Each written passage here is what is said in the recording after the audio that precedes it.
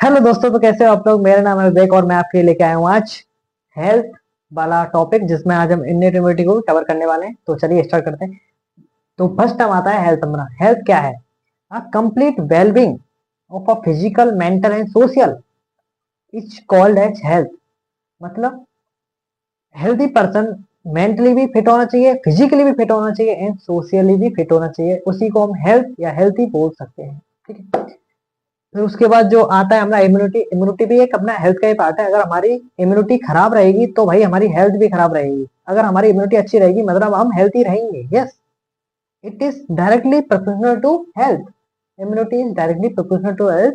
अगर हम हमारी इम्यूनिटी अच्छी है तो मतलब हमारी रोग प्रतिरोधक क्षमता भी अच्छी है, मतलब हम हेल्थी हैं।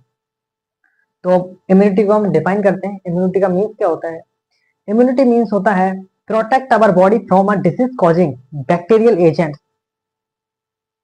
ठीक है, तो समझ गए आप। ये इम्यूनिटी मतलब होता है हमारी बॉडी की वो क्षमता जो हमें बैक्टीरियल एजेंट, वायरल एजेंट से बचा सकती सके, वो इम्यूनिटी होती है। हमारी इम्यूनिटी दो टाइप में डिवाइडेड होती है। फर्स्ट होती है हमारी innate immunity, second is acquired immunity. First innate means क्या होता है? इन्नेट यानी कि ये शुरुआत से, जब से हम पैदा होते हैं, जब से हमारे साथ रहती है इन्नेट इम्यूनिटी। और जो हमारी एक्वायर्ड इम्यूनिटी है इसका, ये साथ जन्म से नहीं आती, ये बाद में डेवलप होती है। ये समझ समझ के डेवलप होती है। जैसे जैसे bacterial agent, viral agent, pathogen वगैरह अटैक करते हैं हमारी बॉडी पे, उसके अकॉर्डिंग ये डेवलप होती है। ये वाली नॉन स्पेसिफिक होती है, ये सभी के लिए समान होती है, एक तरीके से मारती है सभी एजेंटों को।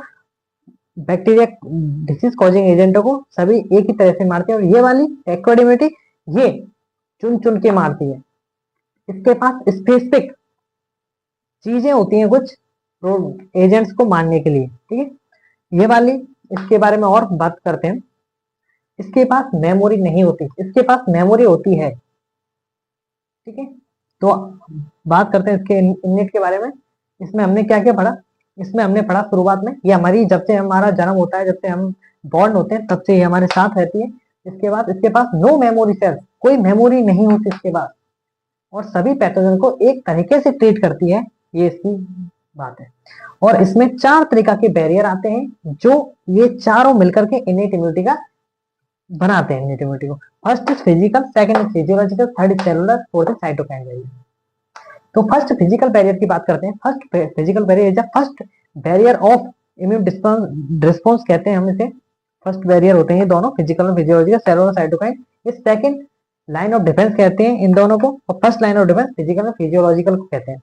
फिजिकल का मीनिंग क्या होता है? फिजिकल यानी कि सबसे पहले डिजीज कॉजिंग एजेंट आएगा अपने शरीर पे, तो कहाँ कहाँ लगेगा? सबसे पहले स्किन, स्किन और म्यूकस। म्यूकस अपनी gastro intestinal tract, reproductive tract और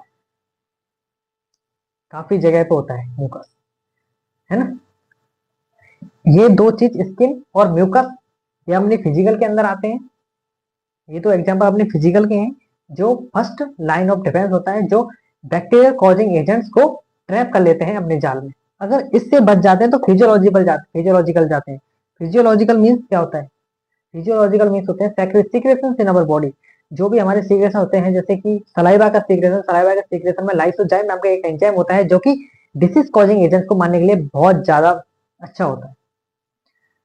फिर इसमें अपना एयर का बैग्स आता है, आइस के टीयर्स आते हैं, है ना। ये सभी चीजें, जितने भी सीक्रेशंस हैं, वो अपने फिजियोलॉजिकल के अंदर आते हैं। ये भी फर्स्ट लाइन ऑफ डिफेंस कहलाता है। ये भी bacterial virus disease causing agents को मारने के लिए तट पर खड़ा रहता है। Third is cellular. सेलुलर किस तरीके से काम करता है? सेलुलर में आते हैं अपने PMNL, polymorpho nucleoside, morpho nucleoside, और मैक्रोफेजेस और न्यूट्रोफिल सेल्स। ये तीनों सेल्स आती हैं इसमें सेलुलर में। ये क्या करते हैं? ये फैगोसाइटिक नेचर की होती हैं सभी तीनों तीनों चार, तीन या चार टाइप की सेल। नेचुरल कलर सेल और होती है उसमें। नेचुरल कलर सेल जो भी नॉन फैगोसाइटिक नेचर की होती है। और ये तीनों मैक्रोफेज, पीएमएनएल और न्यूट्रोफिल, ये तीनों फैगोसाइटोसिक। और नेचुरल किलर सेल ये अपनी नॉन फैगोसाइटोसिक नेचर की होती हैं। मतलब ये तीनों खा जाते हैं डिसीज कॉजिंग एजेंट को।